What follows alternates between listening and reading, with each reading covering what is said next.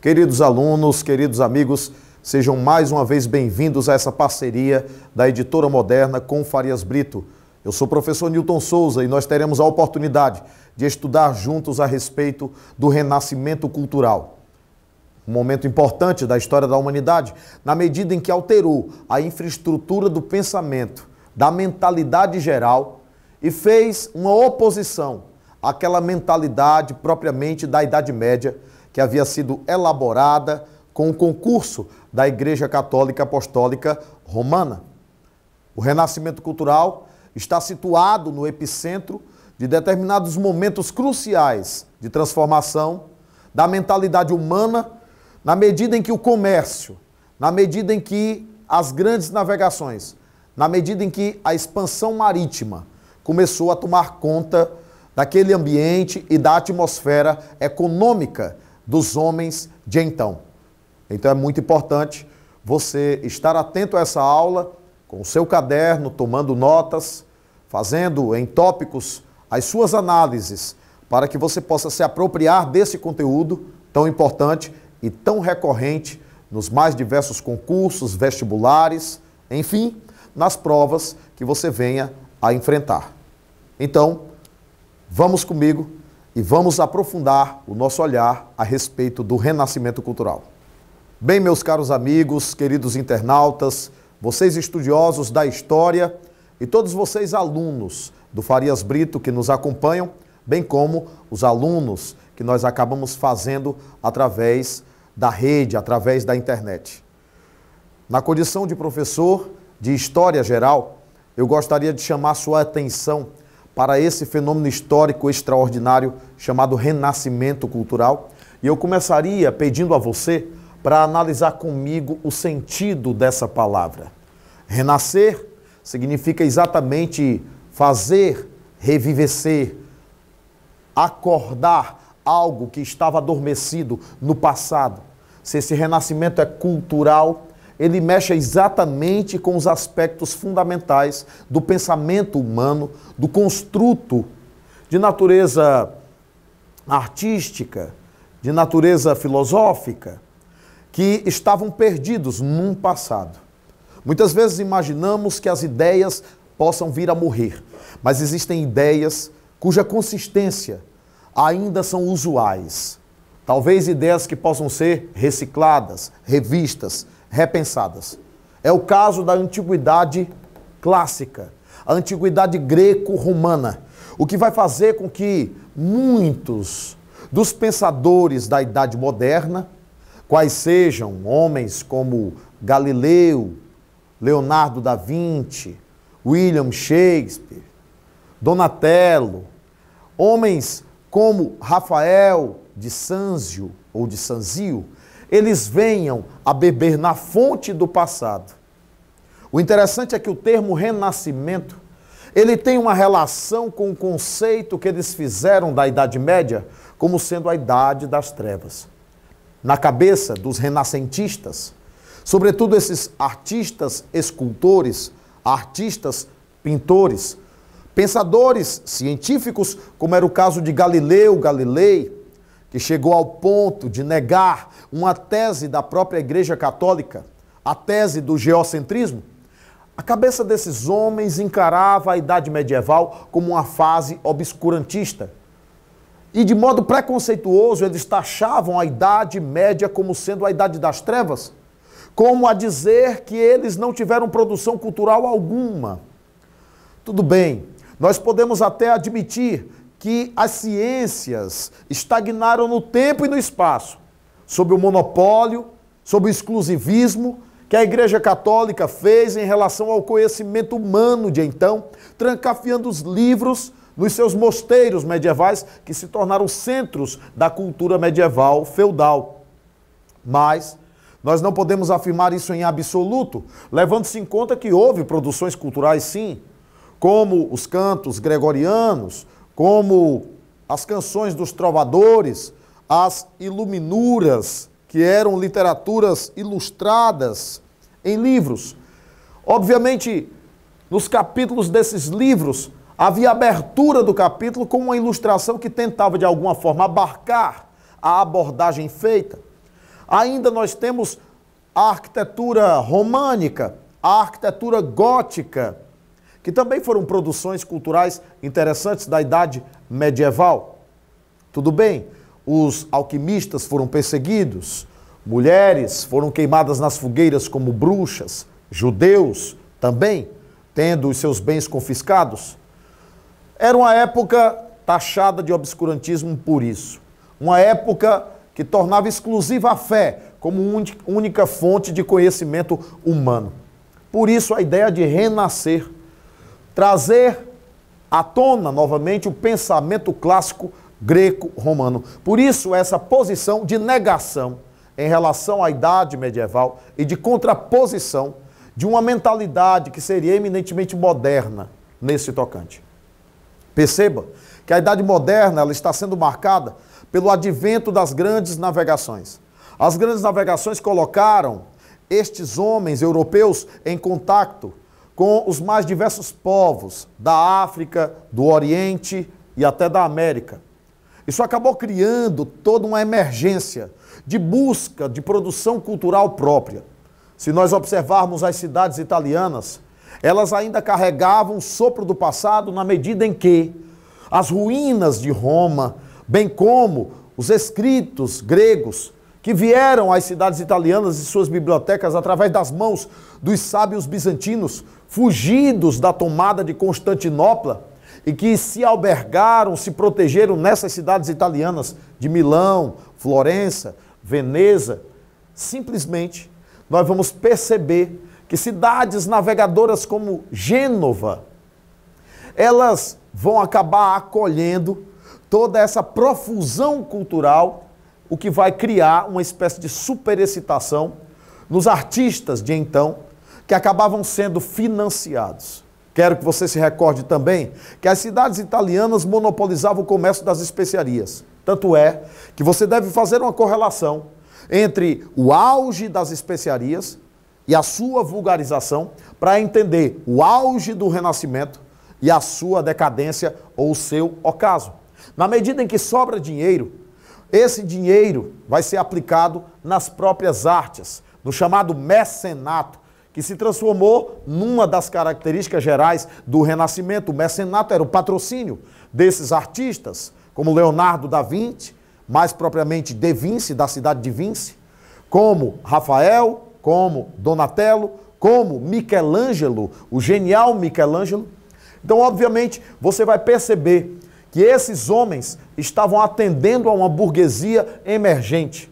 E essa burguesia emergente, a partir do cálculo do metal, a partir do metalismo mercantilista deste momento histórico, também estará, inevitavelmente, pensando, raciocinando, racionalizando a simetria de tudo no mundo.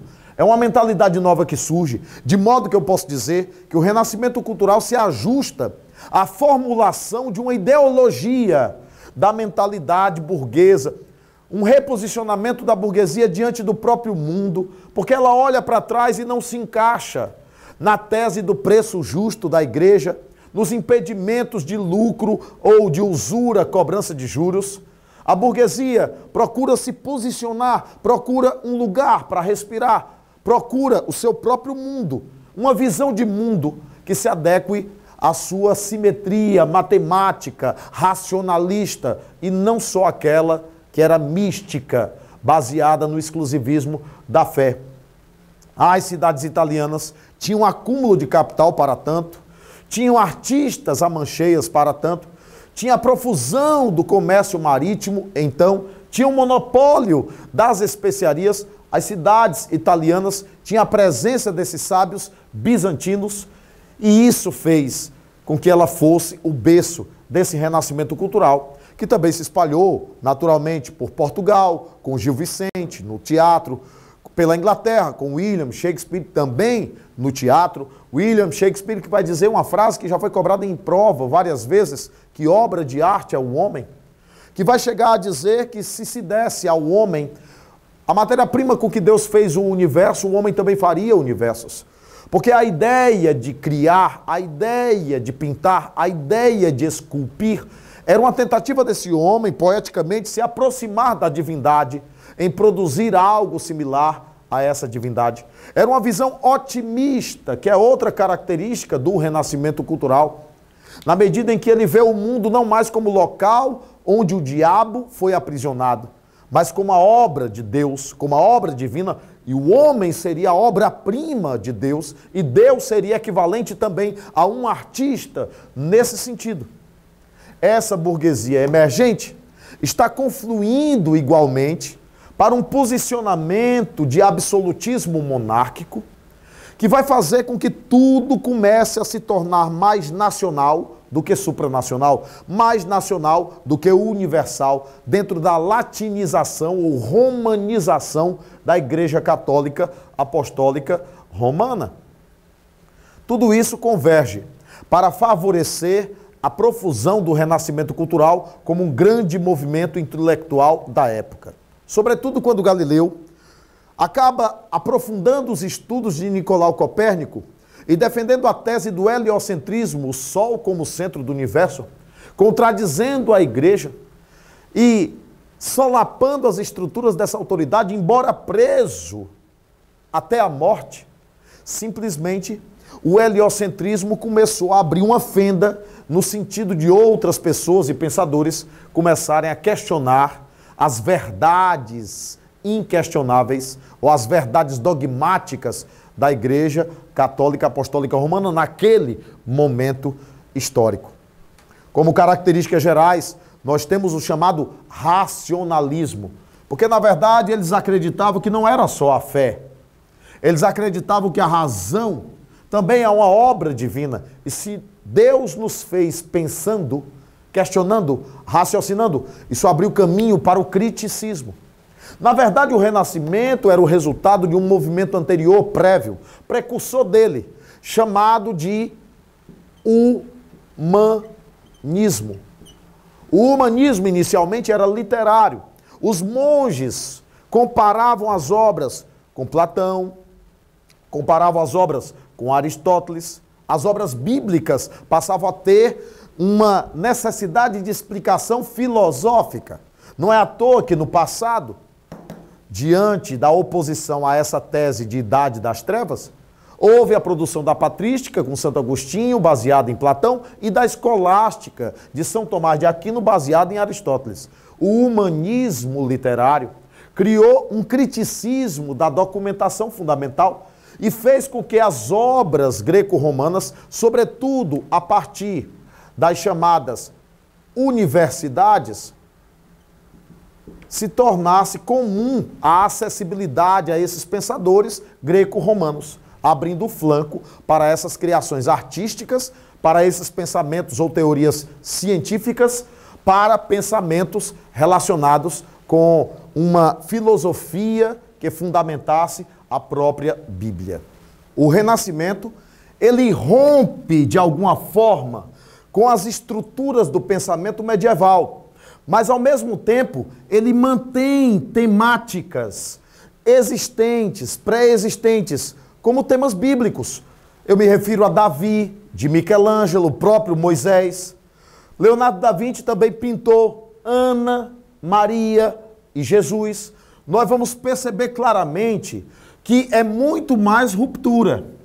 Porém, a tematização, ela ganhava a formatação greco-romana, dentro de suas características gerais, que são o hedonismo, a presença da nudez, a simetria dos corpos, o proporcionalismo, o perspectivismo, na medida em que a pintura tinha profundidade. A Santa Ceia tem janela por trás de Jesus, tem céu por trás dessa janela. Então havia a ideia de profundidade, o criticismo que era natural, como também a ideia de um naturalismo, a apresentação natural das coisas, sem receio, sem medo, porque eles estão reproduzindo a obra divina. Essa é a visão fundamental deles.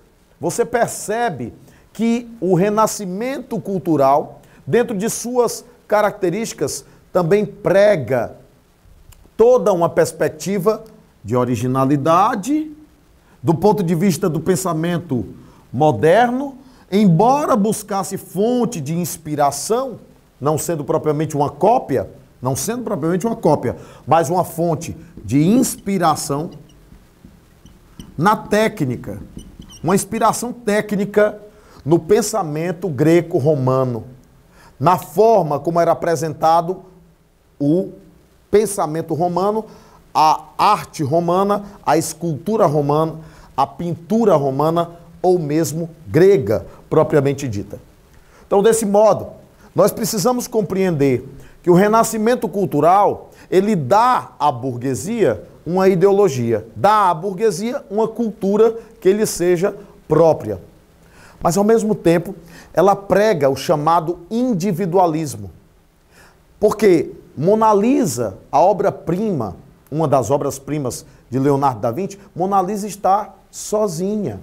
O homem vitruviano, representado na sua musculatura, nas suas dimensões, como se ele procurasse calcular e entender a anatomia humana, os contributos de Leonardo da Vinci são contributos semelhantes aos que futuramente serão trazidos por André Vesalius, desenhos de musculatura.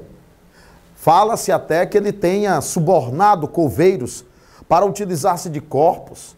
Já sugeriram que o Santo Sudário teria sido produzido por ele, embora teorias outras tenham comprovado o contrário. Mas o fato é que é impressionante você perceber que essa apresentação do Renascimento busque tanto entender a dimensão humana, a sua musculatura, a sua anatomia. Há uma ideia de anatomismo apresentada nessas características gerais, como também de individualismo, como se o homem se bastasse a si mesmo. Mona Lisa está sozinha, Davi está sozinho, não há necessidade de mais nada. Até na obra Pietà, Maria está sozinha segurando o filho, Jesus, em seus braços. Então, esse individualismo é um elo com a Reforma Protestante.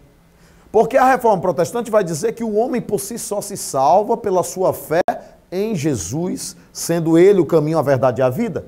E aqui, o homem é apresentado como fazedor do seu próprio destino. O elo com a Reforma Protestante também se dá num renascentista chamado Erasmo de Roterdã. Porque o Erasmo de Roterdã escreveu uma obra intitulada Elogio à Loucura, já questionando alguns paradigmas da igreja, algumas burocracias, alguns posicionamentos. Ele se correspondia com Martinho Lutero, o Erasmo de Roterdã. Eu citaria ainda a imprensa, porque na medida que os livros greco-romanos foram sendo traduzidos para a língua nacional, na medida que o conhecimento foi sendo nacionalizado, o latim foi perdendo a sua supremacia. De modo que até a Bíblia começaram a querer traduzir. Por isso o elo com a Reforma Protestante. Mas eu queria lembrar a você que é nesse ambiente que também surge um homem chamado Maquiavel. Alcançando uma dimensão política na perspectiva renascentista, esse florentino, Nicolau Maquiavel, escritor da obra O Príncipe, vai defender a necessidade do príncipe aparentar virtudes, os fins justificam os meios, usar de todos os meios possíveis para manter o poder em suas mãos. É um questionamento da infraestrutura do poder apresentada pelo absolutismo monárquico, porque ele passa a propor um Estado que se afaste da influência da igreja, um Estado laico em certa medida. Então, ele inaugura a ciência política moderna e ele é renascentista. Desse modo, você pode compreender que o Renascimento abriu caminho para o chamado Iluminismo.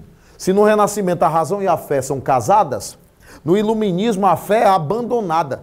Embora eles não fossem efetivamente todos ateus, a maioria era teísta, acreditava em Deus, eles vão tornar exclusiva a razão como única fonte de conhecimento.